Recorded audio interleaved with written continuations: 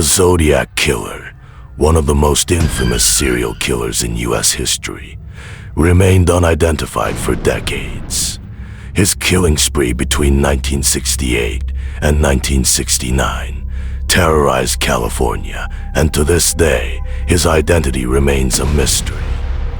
His chilling letters to the media and the police made him even more notorious. This documentary will delve into the terrifying history of the Zodiac Killer, exposing everything we know and the unsettling challenges he posed to law enforcement. It all began on December 20th, 1968, when two high school students, Betty Lou Jensen and David Faraday, were shot dead on a remote road in California. This was the first known murder attributed to the Zodiac.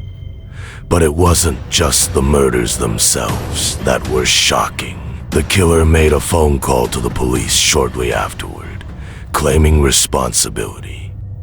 On July 4th, 1969, a couple, Darlene Farron and Michael Majau, were attacked in a remote area near Blue Rock Springs Park. The killer approached their car, shooting them both. Darlene died, but Michael survived, giving a description of the attacker to the police. Later that year, on August 1st, 1969, the Zodiac Killer sent a letter to 3 newspapers in San Francisco, claiming responsibility for the murders. In it, he included a cipher, challenging the public and police to decode it. This cryptic message became a hallmark of his gruesome taunts. In his letter, the Zodiac taunted the police, claiming that he would continue his killing spree unless his ciphers were printed. This was a clear challenge to the police, showing the killer's arrogance and desire for attention. The first cipher, a 408-character puzzle, was decoded in 1969 by a school teacher and his wife. The decoded message revealed disturbing comments from the Zodiac, including his joy in killing and his desire to create chaos. However, this was only the beginning. The Zodiac would send more ciphers that would take decades to solve. On September 27, 1969, at Lake Berryessa, the Zodiac attacked another couple, Brian Hartnell and Cecilia Ann Shepard. He approached them while they were relaxing by the lake, tied them up, and then brutally attacked them with a knife. He even drew his symbol on Hartnell's car door, marking his territory. After the Lake Berryessa attack, the Zodiac sent a chilling letter to the San Francisco Chronicle, this time mocking the police. He revealed the details of the attack, proving that he was the one behind it, and threatened to continue his killing spree.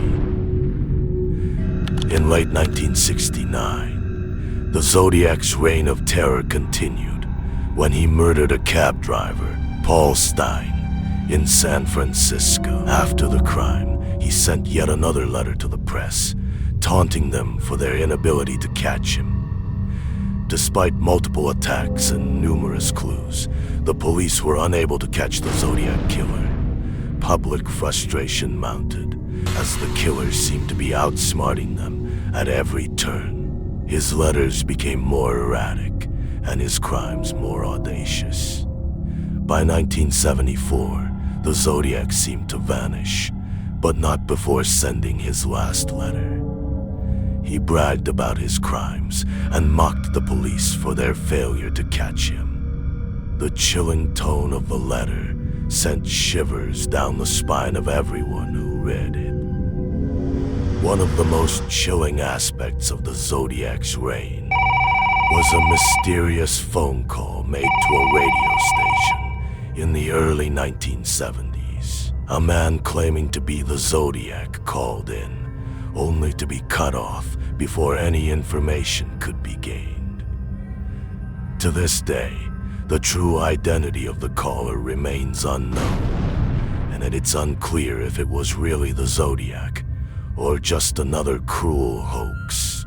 In 1970, the Zodiac sent a new cipher, this time 340 characters long, to the San Francisco Chronicle. For over 50 years, this cipher remained unsolved, taunting investigators and amateur sleuths alike. In 2020, a team of cryptographers finally cracked the code, revealing a cryptic message that did little to shed light on the Zodiac's identity, but hinted at his desire for fame.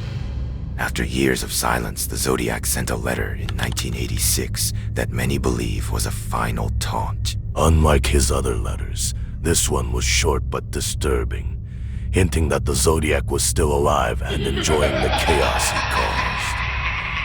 Yet the letter's contents were cryptic, and even decades later, its true meaning has never been uncovered. The Zodiac's symbol, often called the crosshairs, has been a central motif in his letters and communications. The significance of this symbol remains unclear. Some believe it represents his desire to view the world through a deadly lens, while others think it's a deeper reference to his complex personality, or even a coded message in itself. Some investigators and conspiracy theorists suggest that the Zodiac might have been responsible for other unsolved murders that took place before and after his known killings. Although no direct evidence links him to these crimes, the similarities in method and his cryptic communications have fueled speculation. Could the Zodiac Killer's true body count be much higher? Numerous suspects have been named over the years, from former police officers to convicted criminals, but none have ever been definitively proven to be the Zodiac. Some of the most popular suspects include Arthur Lee Allen, a convicted child molester, and Richard Gaykowski, a journalist who seemed to fit the Zodiac's pattern. But despite the theories, the Zodiac's identity remains one of the greatest mysteries of all time. Before disappearing, the Zodiac left cryptic hints about his identity in his final letters. Some believe the Zodiac may have hinted at his retirement, while others think he may have simply gone underground. But one thing is clear. He was playing a twisted game with the public, and the final words he left may hold the key to finally uncovering his identity. Even decades later, the Zodiac Killer's case continues to captivate the world. His mysterious identity and his chilling crimes have inspired books, movies, and documentaries. But the haunting questions still remain. What motivated him? Where is he now? And will we ever truly know who the Zodiac Killer was? The Zodiac Killer remains a terrifying enigma. As new evidence surfaces and old theories are revisited, his chilling legacy endures. The search for the Zodiac may not be over, but for now, the mystery remains unsolved.